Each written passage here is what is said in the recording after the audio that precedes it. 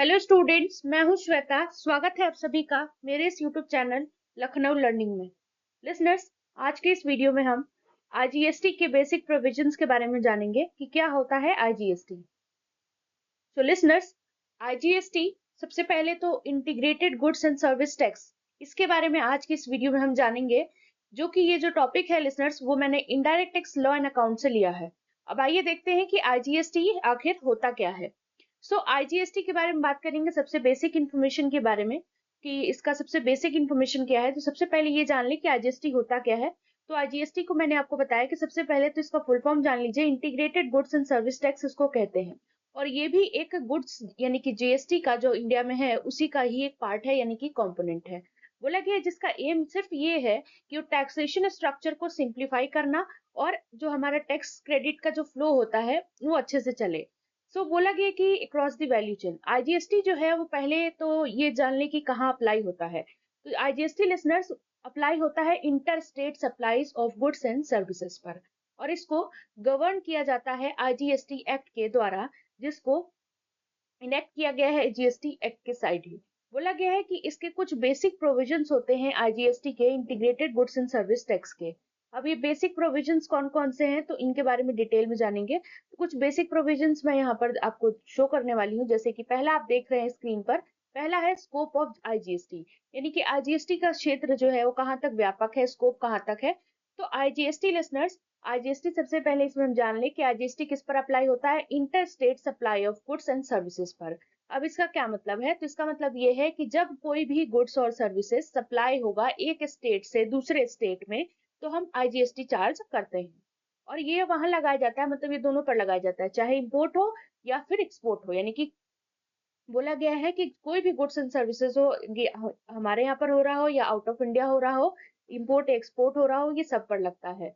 दूसरा पॉइंट आता है हमारा लेवी ऑफ आईजीएसटी, यानी कि किस पर लगाया जाएगा। तो आईजीएसटी जो है वो लगाया जाता है गुड्स एंड सर्विसेज के इंपोर्ट पर।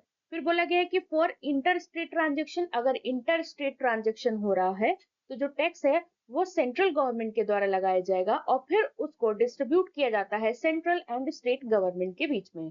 नेक्स्ट बताएंगे कि जो आईजीएसटी का रेट होता है लिसनर्स, वो इक्वल होता है किसके, सीजीएसटी के और स्टेट जीएसटी के। यानी दोनों को ऐड कर देंगे, सेंट्रल जीएसटी और स्टेट जीएसटी, तो आईजीएसटी का रेट आ जाएगा, जो कि चार्ज किया जाता है अगर सप्लाई इंट्रा स्टेट है तो। आई होप लिसनर्स इतनी बेसिक इन्फॉर्मेशन आपको समझ में आ गई होगी। वीडियो अच्छा लगे तो लाइक शेयर एंड सब्सक्राइब करना बिल्कुल ना भूलिएगा।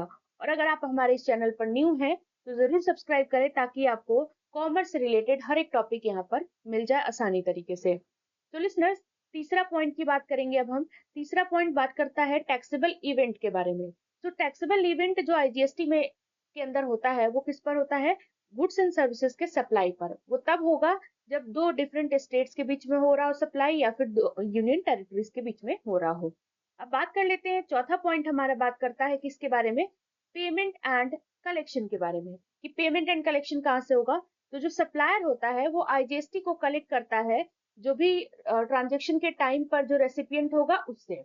और फिर दूसरा पॉइंट में ये बताया गया कि जो कलेक्टेड टैक्स होगा लिसनर्स, जो मतलब यहाँ पर हमने टैक्स को कलेक्ट किया उसको हम क्या करेंगे, सेंट्रल गवर्नमेंट को दे देंगे, है ना। और after the tax is deposited, और जैसे ही टैक्स जो है हमारा डिपॉजिट हो जाता है, तो ये शेयर हो जाता है सेंट्रल और स्टेट गवर्नमेंट के बीच में, जो भी उनके in accordance with the prescribed distribution mechanism, मतलब जो भी जिस तरीके से भी उनको अपना डिस्ट्रीब्यूशन करना हो उसके अकॉर्डिंग ये डिस्ट्रीब्यूट हो जाता है।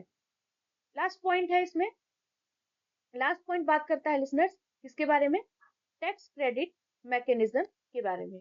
सो इसमें क्या है कि आईजीएसटी अलाउ होता है किस पर, flow of credit across the value chain, जो भी चीजें चल रही हैं। फिर बोला गया है कि ये registered tax payer who has paid IGST on purchase can claim a credit of the IGST paid against the output tax liability on supplies made by him.